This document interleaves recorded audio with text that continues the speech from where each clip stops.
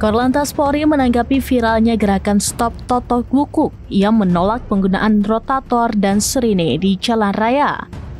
Menanggapi itu, Korlantas memutuskan untuk membekukan sementara pemakai rotator dan sirine pada kendaraan patroli pengawalan atau patwal.